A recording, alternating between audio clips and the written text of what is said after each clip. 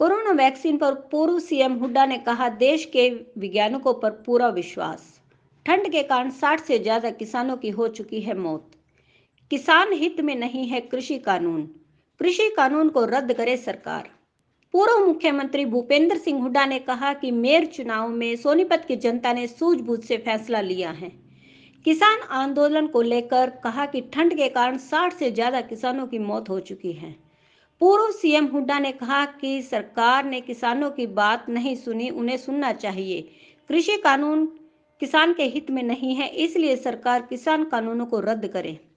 Corona vaccine को लेकर हुड्डा ने कहा कि देश के वैज्ञानिकों पर उन्हें पूरा विश्वास है। पूर्व सीएम रविवार को एटलस रोड पर स्थित विधायक सुरेंद्र पवार के ऑफिस में पत्रकार से वार्ता करते हुए संबोधित कर रहे थे। उन्होंने कहा कि 14 अगस्त को भी रखी थी आर्टिकल के माध्यम से अपनी बात।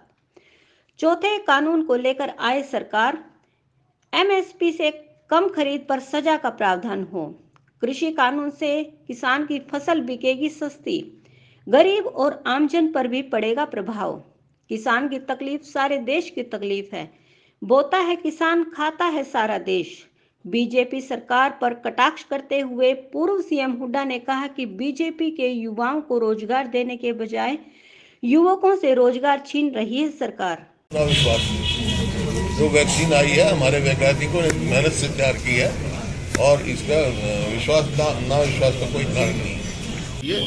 ये कानून जो है किसान के हित में नहीं है और जब भी सारे देश का किसान खड़ा है तो जब भी मैंने शुरू में कहा था तुरंत किसान सरकार से ये आग्रह किया था भाई इनको निलंबित करें या वापस लें और बाद में जो स्टेक होल्डर्स हैं इसमें किसान हैं और मजदूर हैं उनसे बातचीत करके संशोधित को लेके आए। कौन जिम्मेवार है सर घोटाला का? एक के बाद एक घोटाला किया इन्होंने। धान की खरीद देखो वहाँ घोटाला, मीटर की खरीद देखो वहाँ घोटाला, हर घोटाला रजिस्ट्री का जो आपके सामने घोटाला हुआ, पहले गिरदावरी का वो घोटाला, एक के बाद एक घोटाला है। घोटाला क्यों कर रहा है? ये तो घोटाला सरकार है। माननी चाहिए। कल जो है ना इतनी सर्दी में कट रहे हैं, 4 तो आज बहुत सब्जी बता रहे हैं, इतने लोग अपनी जान दे चुके हैं, वो खुदकुशी कर रहा है। ये कोई वैसे थोड़ा ही है क्योंकि सही मायने में एक किसान के हित में नहीं।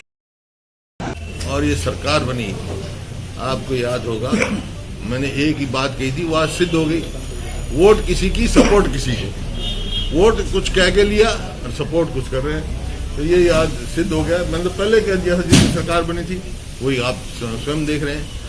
आज कुर्सी प्यारी है लोगों को, इसी वास्ते हमने जो है गवर्नर साहब को लिखा भी है, पत्र भी लिखा है, उनसे निवेदन भी किया था भाई हमारे को मुलाकात का विधायक को दिया जाए और एक अर्जेंट जो है सेशन बुला जाए, ताकि हम नो कॉन्फिडेंस लाना चाहते हैं और उसमें क्या है पता लग जाएगा कौन किसान के साथ है कौन कुर्सी के साथ है, पता लग जाएगा। गाँव में जैसे पोस्ट एडवाइज की कर दिया और इसी प्रकार पेंशन के साथ, और वृद्धि के अलावा कोई टाइम पे भी नहीं दे रहे, मिल नहीं रहा लोगों को। ये सरकार बिल्कुल विफल सरकार है हर उसमें, और इससे इसी वास्ते सारे जो है वर्ग इससे विमुख हो चुके हैं, चाहे वो किसान है, चाहे मजदूर है, गरीब आदमी है, दलित है, बैकवर्ड है, शहरी है, ग्रामीण है, कर्मचारी है। अब कर्मचारी की स्थिति देख लो, तो सरकार जो है बिल्कुल विफल सरकार है। और अम्बाला ने कांग्रेस को वो निगम में लोगों की मर्जी है, प्रजातंत्र है। जैसे मैंने कहा यहाँ लोगों ने सूझबूझ का फैसला लिया है और एक रास्ता आगे दिखाया है, ये तो प्रजातंत्र है। मेयर का चुनाव चयन किया, सोनीपत के लोगों ने बड़े सूझबूझ से अपना फैसला दिया, मैं उनका सबका धन्यवाद करता हूँ, आभारी हूँ पूरे सोनीपत के लोगों का। और जो आज स्थिति बनी हुई है, किसान जो इतनी सर्दी में ठिठुर रहे हैं और अभी 4 तो आज मरे हैं, इतने 60 के करीब मौत हो चुकी हैं, और ये जो उनकी मांग है वो जायज है और सरकार सुन नहीं रही उनकी बात। उनका सरकार से मैं आग्रह करता हूँ तुरंत किसानों की बात माने और जो ये कानून बनाए हैं इनको निलंबित करें, वापस लें और बाद में किसानों से बात करके उनकी सहमति से जो भी है नए कानून नया लेके आए, क्योंकि ये कानून जो है वो किसान के हित में नहीं है तीनों। और इसी वास्ते पूरे देश का किसान इसके साथ जुड़ा हुआ है। जब शुरू में 14 अगस्त को मैंने ट्रिब्यून में आर्टिकल लिखा था अपना, जब एक कानून ला रहे थे, अगर ये 3 कानून ला रहे हो तो साथ चौथा कानून भी लेके एमएसपी से कम अगर खरीद करेगा उसको उसमें सजा का प्रावधान करो तो ठीक है। अब तो ये दो मार्केट बना दी इन्होंने।